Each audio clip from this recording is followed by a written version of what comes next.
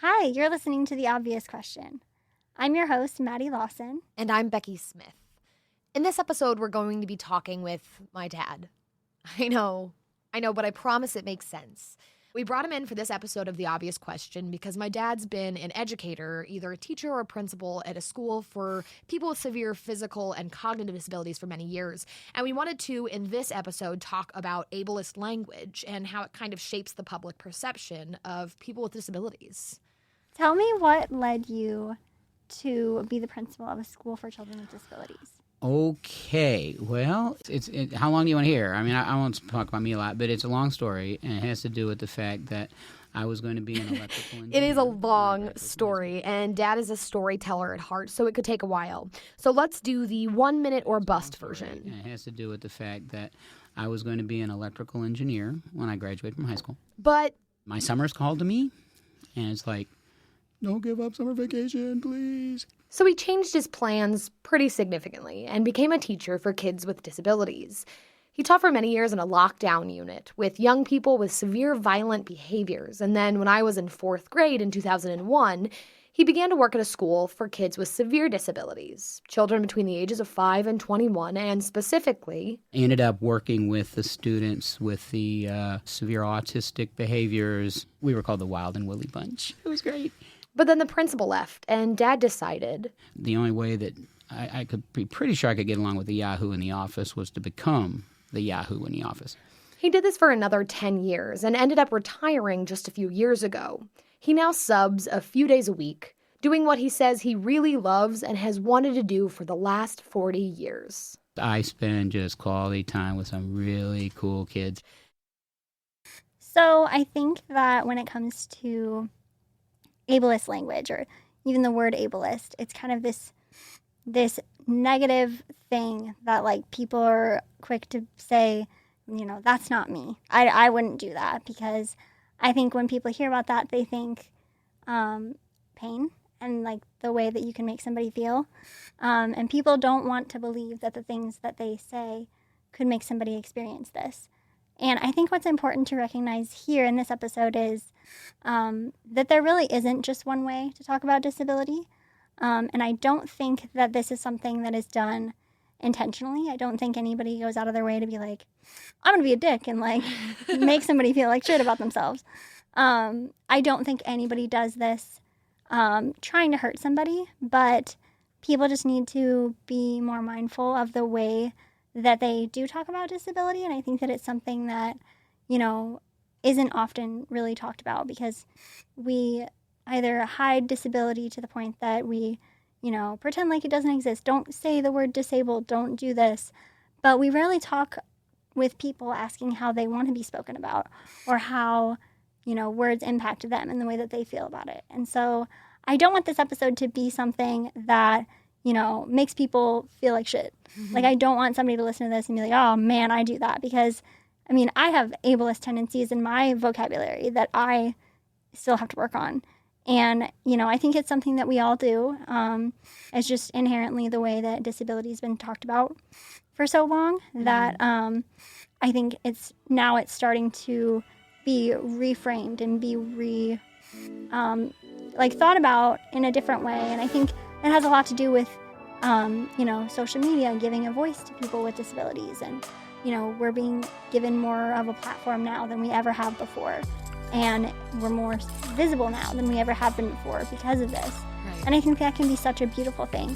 But also I think that it can turn people off from talking about things because, they don't want to say the wrong thing, and so they don't say anything at all. Well, you ready? I think so. Let's get started.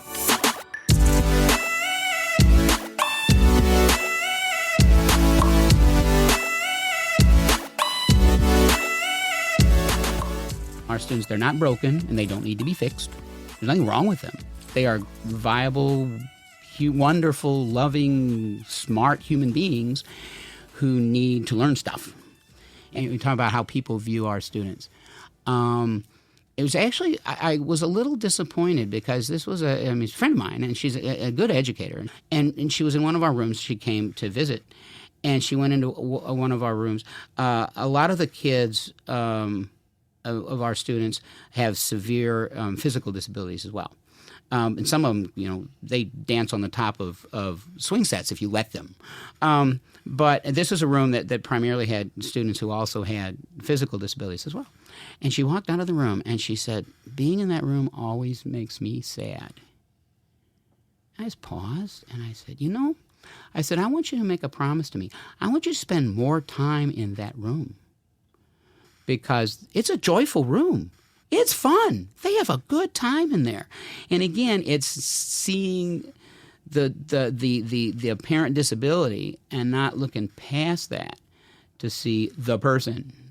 Well, that's such a huge problem, right? Because it's the fact that we've conditioned people through language, through experience, through excluding people with all sorts of disabilities that makes people sad when they see individuals with disabilities rather than like celebrating the person that's in front of you. Like genuinely, like it is because we talk about them like it's a sad thing. Oh, they use a wheelchair. Oh, they were born with Down syndrome. Like, oh, they have autism. Well, that's even like we lament diagnosis. We lament things that cause disabilities rather than just like recognizing, oh, okay, let's adjust our expectations. That's even like when I was little and people would ask like, oh, like what's wrong with you?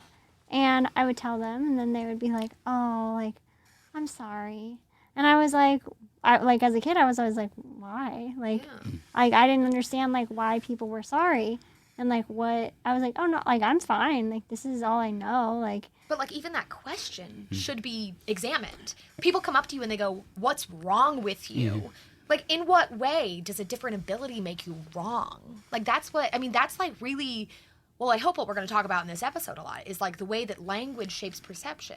Because why in the world, people don't come up to me and go, what's wrong with you? And I go, oh, well, I have terrible eyesight. I'm depressed. I have anxiety and I have OCD. And like, sometimes I have gas. Like I don't say like, like no one comes up to you and starts a conversation with someone who's apparently able-bodied and go, what's wrong with you?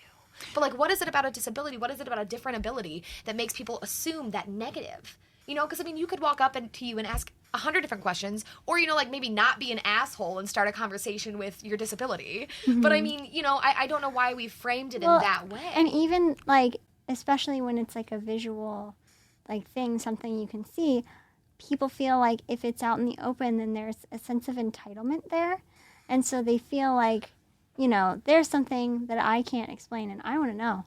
So it's fine for me to just like say it and ask about it when like for me like I don't really mind when people ask as long as I'm like gonna see that person again and it like matters to them. Like I would rather somebody personally ask me than like assume. But if I'm like at the mall with my friends and the strange man in the store wants to know what's wrong with me, like that's when I get mad because I'm like, why do you feel the need to come and talk to me when it doesn't affect your life? It doesn't do anything for you, and like I'm just trying to had time with my friends, and they're just like it depersonalizes. Yeah, that's a deal. I've got a few that I really cringe. Confined to a wheelchair. Well, I always say that. I says, you know what? I'm gonna tell you something. I am confined to my shoes. I am an absolute weenie when it comes to rocks, and so walking barefoot. We have a gravel driveway. It is hysterical to watch me try to walk on anything but carpet. And so it's like, okay, so I'm confined to my shoes because if I want to go outside to get anywhere, I have to have shoes on. And another thing is a little more subtle, and it's one that and people who mean well, and they're just a shortcut, or is they'll say, okay, well, the wheelchairs are ready to go, and words mean things. They do. So it's one thing I will always, the children who use wheelchairs, but it's like, right, the people, that are using wheelchairs to help their mobility are ready to go get on the bus, not the wheelchairs. That's something, I'm glad that you brought that up because that's something that definitely like, I feel like people talk about mobility aids in public as if they're like, as if the person using them isn't there a lot of times. I know that happens for me, like even whenever like I went to Disney World and I was getting on the trams that like carry you to the park. they were like, okay, we got a wheelchair over here. And like people just like say things like that. And it's like, you know, I'm so used to it. I don't like get worked up about it anymore. But like, it's just like weird. It's like little annoyances like that where like, I just kind of like, I'm so used to it by now that I just like let it go. But it is like annoying. And like, you know, it's those kinds of things that don't allow people to look at me and see a person. Another thing that I find along those same lines is sometimes, and it can happen from people with good hearts who want to do good things. Yeah. And it's like, let's say we have a student that comes to school, and maybe he could be a little cleaner. Maybe he's in the same shirt that he was in yesterday. What I always would tell my staff is, pretend they're a fifth grader who's going to go home and tell mom everything you say, because they mean well. But in front of the student, sometimes like, oh, can you believe that his mother sent him to school like that? It's like, well, stop. I know one thing about every human being on this planet. It is a human condition. Everybody comprehends more than they can express. Everybody. I can hear Shakespeare and understand it, and I can't talk it. So I said, we don't know whether or not, and with some of our students, whether they're comprehending what you're saying or not, but let's assume they are, because would you want someone talking about your mother that way in front of you? And again, and I really honestly, because I know these people and I love these people, their heart is, they're concerned about the student. It's not like they're being mean, but that doesn't matter. You see what I'm saying? It's still, you're talking about the person like he or she isn't there. Yeah. Well, and that reminds me, I grew up, I always rode the shorter bus with all the children that have different kinds of disabilities. And there was this girl on my bus, and I don't exactly know what her disability was, but she had like the cognitive abilities of like a 2-year-old. Mm-hmm. So she one day came to school, and her mom, whenever she put her on the bus, told my bus driver, hey, she's on her period, so just let her teachers know so that they know that she's going to need some help in the bathroom more than normal. And so as we get to school, my bus driver tells the para, and like we're going into the building, all these other high school students are going into the building, and I hear these 2 paras out loud talking about her period. And so I went up to them and I go, hey, like, don't you think that's disrespectful that you're like just openly talking about her period, like in front of everybody? And they literally get so mad at me, and they were just like, that's none of your concern, like, stay out of it. And I'm just like, you're literally talking about her period as if she's not there, as if she's like if I was that age, like now, like, I don't care, like, I'll talk about my period with anyone, but like at that age, like, that would have been mortifying. Like, that's mortifying. Like, why would you do that? She's a 17-year-old girl. Like, you don't just do that. And so it's just like those kinds of things where like it made me really upset, and also like opened my eyes a lot. Hey, you're listening to The Obvious Question, and I'm your co-host, Becky Smith. So KBIA has some other podcasts you should check out as well, including Show Me the State, hosted by Christopher Husted. This podcast takes a look at myths and lore from Missouri history and figures out how that's still impacting the state today. We also have the True False podcast, which is an in-depth look at documentary film. You can find this and all of our podcasts at kbia.org or wherever you get your podcasts today. Basically, it's all the lazy, unintentional ways we talk about disability that influences society's perception of disability and what people with disabilities are capable of doing. You know, one of the ones I find myself still doing all the time, and it makes me so mad now when I catch myself doing it, when I find other people doing it. And I went to see a family of a student that Dad had, and I saw the student that I've known for literally years. I met this young man, when he was 5, and I think when I saw him, he was 17. And I walked into the house, and I said hi to his parents, and I saw him. I went, oh my God, he's getting so big. And I was like, what the hell am I doing? I'm talking about a 17-year-old young man. There's no way I'd walk up to someone who maybe didn't have a physical or cognitive disability and go, oh my God, you're getting so big. Like, I would never do that. But people just always want to, like, take away that agency and that personhood and revert you back to something they understand better. And I feel like that is children. I don't know. Is that me? No, absolutely not. That is an issue. Yeah, and when I started at my school after work, I called everybody baby. And when I first started at my school, and there was a 19-year-old young woman, and I did, and it wasn't, but one of the aides called me aside and said, Dean, I'm just reminding you, you're talking to a 19-year-old young woman. You're not talking to an infant. And that's one thing that we've got to think about. Yeah, I feel like when you know a person directly that is affected, or if you are affected by something like a cognitive or a physical disability, it's almost like it gives you a perspective of the world that you kind of miss out on if you don't have that. And so, like, I know for me, like, my friends, whenever they first, like, go in public with me and do things like that, they will notice how people react to me in a different way than they react to them.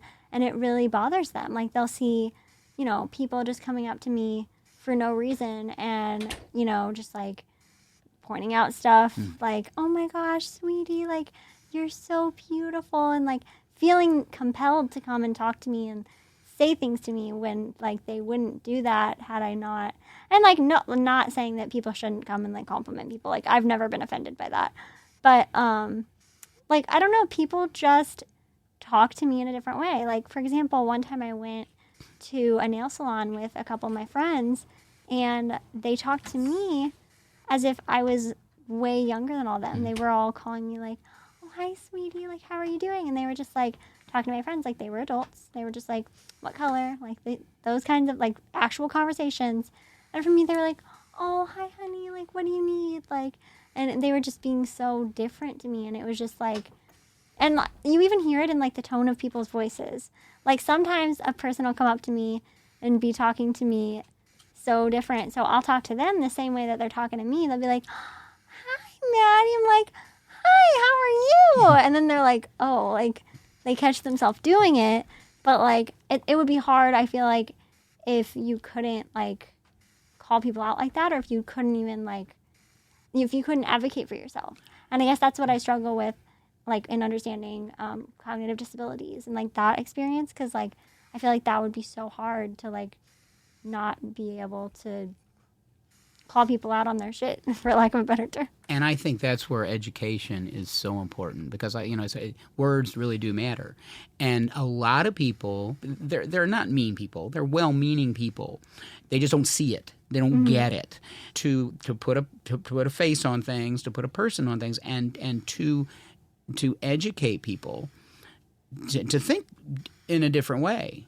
Because, not everyone, there's a lot of people who will learn from that, who maybe from your experience with them and the way you talk to them, that maybe the next time that they met someone with a disability, they would, oh, that's right, I'm talking to a person and not a disability. I like how you were talking about connecting a personhood to those bad, terrible words, because I think that's very real. Because, like, I feel like a lot of times people won't realize how much impact their words can have until they think about it in real life perspective. I remember when I was in high school, I went to a school that was like 2 levels, and there was one elevator. And all the people in the class that needed to use the elevator would leave about 5 minutes early, so we had plenty of time to get down to the cafeteria without getting trampled and without having, like, traffic jam in the elevator. And so there was, like, 4 or 5 people at that time in that class I was in that were, like, on crutches or had, like, a splint on their arm, or, like, for some reason had to leave early to go to lunch. And my teacher for that class goes, all right, all the cripples get out. And meant it, like, was trying to be funny. But then I, like, start leaving, and then as I'm going down the hallway, they run after me, and she was like, oh my gosh, I'm so sorry. Like, I apologize, I did not. And she didn't mean it in, like, a harmful way, but she realized, that's a real word that's like harmful, and she just like used it in front of somebody that, you can't say that word.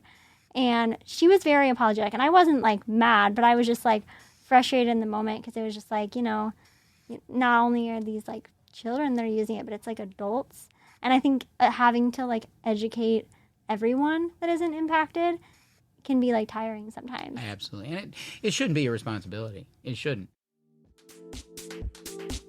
Support for KBIA and for the Obvious Question podcast comes from Kilgore's Medical Pharmacy, locally owned and supporting the community with delivery, a drive-through, and 3 locations in Columbia and Ashland, and the Sync program for medications. Learn more at kilgoresrx.com. Kilgore's, we make you feel better.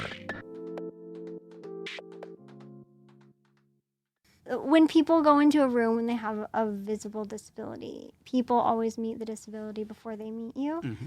And so it's hard sometimes for them to, when they automatically see all the things that you can't do or assume all the things that you can't do, it's hard for them to imagine, a life being good without those things, because they can't relate. They've never lived a life like that. But what they don't realize is like having those experiences can shape a perspective, and like your whole entire world is just different, because you just have always seen it differently. So like something that might sound really sad and really difficult for them is something that, for me, I'm like, I'm just getting into my van. It's not sad that they watch the lift come down. Like, that's so sad. It's so inspiring to see you at Target. Like, and for me, I'm like, I'm just at Target. Like, what do you want? Like, and so I guess people just have this idea of disability and what that means in their head. But until you've really experienced, or even been near somebody that experienced it, like up close to somebody, it's just difficult to explain it to people. It's difficult to show somebody unless they see it for themselves. And like, even like once I become close to somebody, they'll make jokes about it. Like, we'll be in a store and like somebody will come up to me and, hold the door and like pat me on the head or like do something weird. And then my friends will be like, well, now Billy's getting into heaven. Like, good for Billy. And I'm just like, I know, like, I'm a giver. What can I say? And like, stuff like that. And it's just like, it's just so weird, because like for people that have it, or for people that are around it, we don't look at our lives as being like sad. But just because it's so different than what somebody else has, they see it as like, I just don't get how they could do that. Right. I don't get how it just doesn't make sense to them. There was a piece on NPR years ago that really, it touched me deeply. And there was a young man who was born quadriplegic, and he had his life. Then there was he became friends with a 19-year-old young man who, football player, very active, who was in a motorcycle accident and became a quadriplegia and with and needed assistance breathing and all that, and that's hard on a body, as we know. And about 3 years after the accident, his friend died, and this young man went to his funeral, and well-meaning people, one after another, the minister, his family got, oh, Brett's in heaven now playing football. Oh. He's complete again. He's doing what he used to do, like those 3 years before. And this in this essay, this young man says, well, what does that make me? I've never been able to play football. This is my life. I have a good life. And yet I'm being told that my only hope when I get to heaven is I'll be able to play football. And it's like, wow, that, and it's exactly what you were talking about too, is that they didn't get it, was because we all have strengths and weaknesses. We all have things that we can do and things we can't do, I think that's the hardest thing is, people, I don't ever think necessarily like go out of their way to like say something that's like offensive or like say something that's like not correct about disability. I don't think anyone sits around like, how can I like be really rude and like make them upset? There's some people out there like that. I mean, there definitely are. But like, I don't know, like most people don't. And like, so whenever people do get like called out for being like, for saying something that's ableist or for like unintentionally doing it, sometimes they're like, well, I could never, like, I would never do that. And it's like, but you just did. And like a lot of people, I mean, even me, I find myself using terms like, oh, like take a picture from this angle because I look more normal. Like I remember doing that when I was younger and I was like, what? Like, what does that even mean?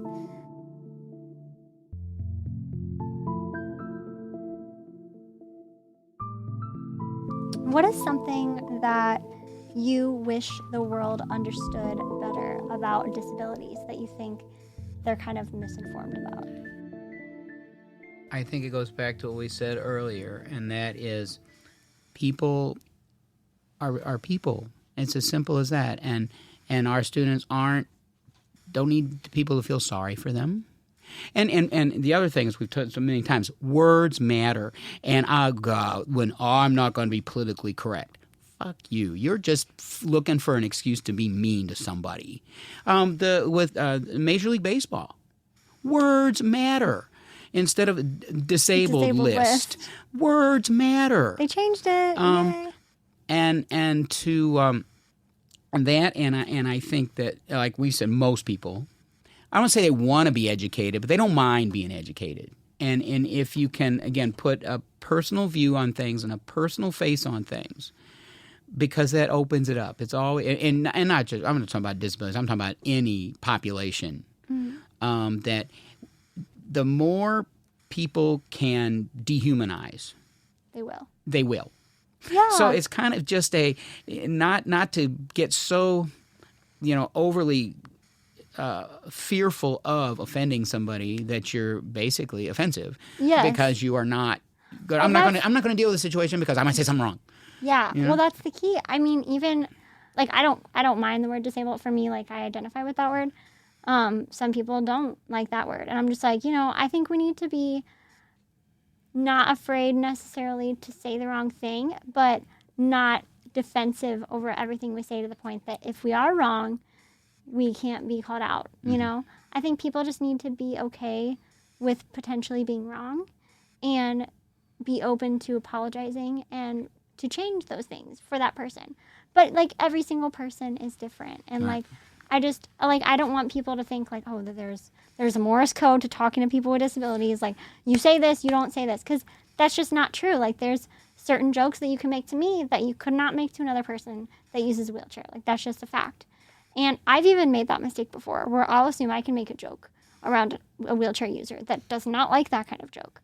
And, we all need to just recognize who we are and just think of each other as people and just, be okay with being wrong when you're wrong, and don't be a dick. Like, and just do better. Like, that's all we can ever ask for.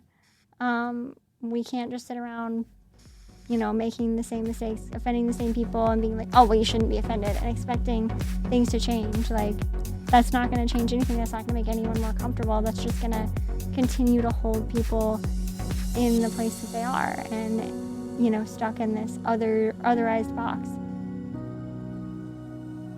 Special thanks to the whole Obvious Question team. Production on this episode was done by Mac Whaley, Lauren Brown, and myself. The supervising producers are myself and my Biff, Aaron Hay. Our managing editor is Ryan Famuliner, and our social and online guru is Nathan Lawrence. As always, our fearless leading of this episode was done by none other than our Madison Lawson, and this has been an episode of The Obvious Question. I'm Maddie Lawson. And I'm Becky Smith. Thanks for listening.